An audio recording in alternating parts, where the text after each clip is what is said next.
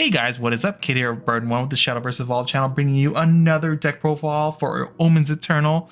Set is just releasing, and we have the Sanguine Abyss deck here. If you're looking for an aggro Abyss list, this is it. The deck revolves around basically punching yourself in the face to get extra benefits, usually storm or extra damage, and then you kind of close out the game with a surprise storm or burn damage, essentially. So let's just get right into the deck itself. Alright, so here is the deck itself. We'll just kind of jump right into it. Obviously, we're a Sanguine deck, so our Ambling Wraith is here. 1-drop 2/1, deal 1 damage to both leaders. Very, very good, but also it's a great enabler for this deck. We have a lot of 1-drop enablers for this deck, which is really, really great. We get to start applying pressure on turn 1. We have a 1 of Bellringer. This is mostly here just for the turns where either we draw it naturally or we get a play out Goblin Princess and we need a ward leading up to a following turn play. It's a good card to grab out of the deck. Otherwise, you know, Goblin Princess can grab goblins. It's there as a 1 of. It comes up occasionally. It's pretty good. We don't have a ton of wards here all the time because we usually want to apply pressure and we're racing our opponent to the finish line and kind of, you know, recklessly going there. But occasionally you do need that bell ringer because sometimes Forte is a scary card. Disciple of Lust. This is essentially another Ambling Wraith for the deck, which is really great. It's also on trait for a card later on because it is demon traded. You has the fanfare, deal 1 damage to each leader, just like Ambling Wraith, but it has strike on attack, deal 1 damage to each enemy leader. It'll be pushing 3 damage essentially when you play this card and swing with it the following turn, which is great. And then every turn this lives, you get to reactivate Sanguine again for yourself. And we have a lot of good uses for that. So if they are not careful and they let this live, you get to get extra benefits every turn it lives, essentially. Really great card. 3 goblins, because we are playing Goblin Princess in this. We are an aggro deck at the end of the day. And honestly, being able to go 1-drop and then 1-drop, 1-drop the following turn is very, very powerful, even if they do have removal here and there. The attack of the goblins is very scary if you've had to deal with that before, so you'll know how strong of a tempo swing that is, and we put our opponent on the back foot right out of the gates. Skeleton Fighter, this is our Abyss Goblin, but what's so great about this is we have so many ways to activate the +1/+1, so a lot of turns will start with like Ambling Wraith, turn 1, turn 2, swing in with Ambling Wraith, play a Disciple of Lust into Skeleton Fighter for 1-drop 1/1 that also pings ourselves and our opponent, along with a 1-drop 3/3, which is quite annoying. Now, this is a card that I think a lot of people, you know, passed over in set 1. I think it actually might even come in the starter deck as well for Abyss. I don't remember offhand, but this card actually works surprisingly well in this deck. It's a 2-drop 3/2, which so it's statted aggressively. But what's great about this card is if it has Sanguine active for you, you give this follower +1/+1 and Rush. A lot of times you're playing this follower, it is actually a 4/3 with Rush. A great deal of time. Along with it does combo with a card here, Apostle of Lust, where we can activate its effect. We deal ourselves 1 damage to bring back a 2-cost follower, and then when a demon comes into play, we heal 1. This card is a demon, so we're going to heal 1 when it comes into play. We have Sanguine activated because we use the 4-drop Apostle of Lust effect, meaning this comes out as a 4/3 immediately. We get to have a 4/4 and a 4/3 on the board, and we can use this as removal if needed that way. It's a really cool tech card I like a lot. It comes up quite often when we do naturally draw it. We only play 2 of because we don't want to see it too many times, honestly, but a lot of times it does come up, and it's an okay turn 2 drop if this is like your only play as well. Another 2-drop here, Dominion Punk Devil. This card is so good. It combos again with Apostle of Lust. This is one of our other few wards in the deck. We can activate Sanguine for ourselves by just dealing 2 damage to ourselves with its activated effect. And then last word, we heal 2. So a lot of times too, Apostle of Lust, we need a ward to survive 1 more turn. We play this guy down, pop ourselves and hurt ourselves 1. Pull out the Punk Devil. We heal 1, so we essentially go ±0. We have Sanguine activated again. We have a ward now, and then we can play other cards behind it as well. It's quite annoying. It's a really cute combo that goes here, and I like it a ton. Obviously, Punk Devil 2 is just an insanely good card. Fina, I mean, like, this card's been popping up in every deck. You guys should understand now. It's an amazing 2-drop, especially if you know, our opponent plays a 1-drop on their turn 1. Our turn 2, we play Fina. We get to remove their 1-drop and still get a pressure our opponent with a 3/2. We have enough 1-drop followers in this deck that the secondary effect too is quite good as well.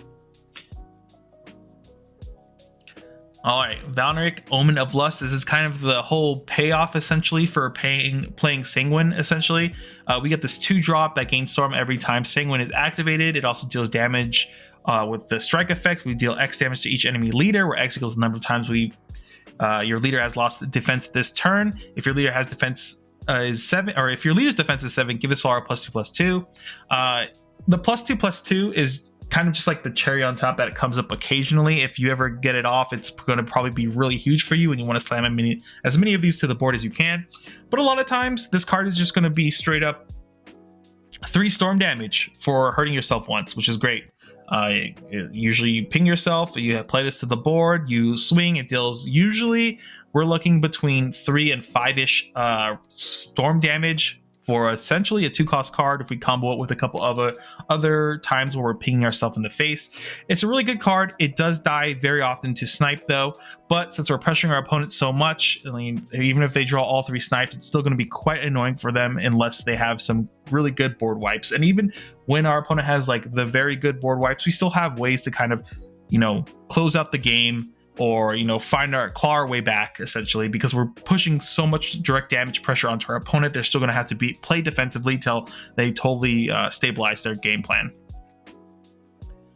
Razor Claw, 2-drop spell that deals 3 damage to our opponent and hurts us for 2. Obviously hurting ourselves for 2 kind of sucks, but we get 3 direct damage along with activating Sanguine for us, which is pretty big. And also at the end of the day, like, it combos with so many different things, and we can use this as removal if we really need to as well. But though we kind of want to just direct this at face when possible. Goblin Princess is another great card. It gives us lots of value here. We can search out, like I said earlier, on play, we can grab a 1-cost neutral follower. So we can grab Bellring Angel if we need to protect our board or protect our life total. Otherwise, we can grab another Goblin. So we can get, what is that, 3 stats on the board. We Evo it though. We get 3 of the Evo here, which is great. Becomes a 3/2. We generate a 6/6 Goblin token that has Ward and has Fanfare. Give all your Goblinoid followers in the field +1/+1, pushing Goblin Princess to a 4/3 along with our Goblin into a 3/3 the following turn when we promote that. I should also note, I kind of skipped over this, we do play one of the Goblin Evo as a surprise factor, and obviously one of the Bellringer Evo. The thing about this deck is we don't have a lot of Evos in general, so we have all that extra space. So why don't we just play a 1 of Goblin and 1 of Bellringer for those scenarios when it comes up where we can surprise our opponent with a random 4/4 Goblin or a 5/5 Goblin, even if it's the same turn we play out Goblin King and then Evo this. That's 5 face damage when they were only expecting to take 2 damage. It doesn't happen too often, but you know, we have the space, so why don't we do it anyway? And then we have 3 Goblin Princesses and 3 Goblin Princess Evo. Once again, the same issue. We just have a lot of Evo space here, so might as well take advantage of it. Next, Playful Necromancer. We are an aggressive deck, so Playful Necromancer not only acts as an aggro tool, but it also is control tool in a way, because we get to summon 3 ghost tokens on Evo, so we can direct that damage either directly to face or remove some followers out of the way to protect our board, so it's a little bit tougher for our opponent to deal with. If you've been playing aggro since set 1 in Abyss, you know how powerful Playful Necromancer is. Once you start playing with it, you'll never want to stop. Next, Apostle of Lust. This is a cute package card here, because not only does it activate Sanguine for us, but a lot of times when we do activate Sanguine through its effect, we are not actually taking any damage by the end of it, because most of the time we're just summoning another demon from our grave. So what will happen is we'll take the 1 damage, bring out the demon will heal us 1, and then we go ±0 on the health, but we've activated Sanguine for a turn. This also acts as a way to bring back Omen of Lust, Valneric, obviously, but another cool play like I talked about earlier is Dark Summoner, which is a great play, and Punk Devil as well. Those are great plays. What's great about this card too, it's not, you know, the activate effect is not limited to just demon followers. You can, if you need hand or anything like that, you can summon out any 2 costs or lower followers you need at the time. So you can do Fina if you need it. Otherwise, you can do things like Disciple of Lust if you need to pop that out, because this will heal you, but you'll also take another damage to activate another instance of taking damage that turn. If you need to have this strike effect go up and more damage. It's a cool way to activate it. I really like this card a lot, just the way it works with the package of cards we're dealing with. We're Sanguine, Dark General. It's a 4-cost 5/5 Storm. A lot of the times, you know, it costs maybe 1 or 2 more to play. One of the obvious combos here is if our opponent has anything on board, we can Razor Claw their face, and then Dark General for a total of 6 play points for 8 face damage immediately. And even playing Dark General on curve if you have to without Storm is still normally statted follower. It's a solid card overall, and it's still annoying for your opponent to have to deal with, and the fact that your opponent will have to play around this card a lot because you are pinging yourself in the face a lot. Finally, our hand size is just like gets obliterated a lot in this deck. So usually by the later turns of the game, we kind of want to find one of these Omens of 1 on the board or in our deck, so we can just slam this to the board, and most of the time we'll get the effect off for the 0 cards in hand. So we have the Evo here, and then at the start of your end phase, refresh this card, and if there are 2 cards or less in your hand, deal 5 damage to each enemy leader, and if there are 0 cards in your hands, deal 5 damage to enemy to each enemy follower on the field. A lot of times if we get into that state where we actually did kind of blow all our hand early on, and we're able to like present this on like turn 6, I believe, right? Yeah, turn 6. If we're able to play this out turn 6 and Evo it, we usually win the game at that point, because 5 damage face plus 5 damage to the board usually clears everything on the board, and usually either wins you the game immediately with the 5 damage to the face, or puts them in such a horrible position that they cannot answer the 6/6 on the board itself. A lot of the times, or even if they do, sometimes a lot of top deck burn damage or storm damage or any type of damage off the top is really, really big. And this is kind of like the key piece that kind of closes out the game for us, because we do very often, you know, use all our hands. So this is how we just board wipe our opponent that way. But yeah, this is the deck itself. This is a very, very fun deck. There's a lot of cool lines you can play in this deck where you're just pinging yourself a bunch to get a very good Valneric swing off, dealing like 5+ damage in one swing off of this 2-cost follower, which is a lot of fun. You are playing with fire though when you play this deck, so there are times where if you're not careful, you might accidentally put yourself into lethal, or even just end the game for yourself because you took damage too much to yourself and didn't have enough ways to heal.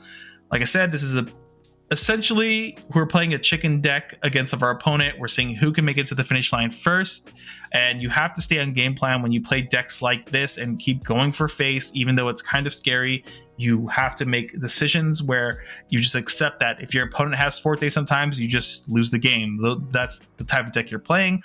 Other than that, you're a very fast deck. If your opponent like stumbles too much in the beginning, you'll take control of the game very quickly. With that being said, guys, if you like this deck or if you've built your own Sanguine deck, let me know down below what you guys been doing. Other than that, if you enjoyed this deck profile, make sure to like, comment, subscribe, as it does help our channel grow and everything like that. Really appreciate it. And besides that, we hope to see you guys in the next video. Later, everyone.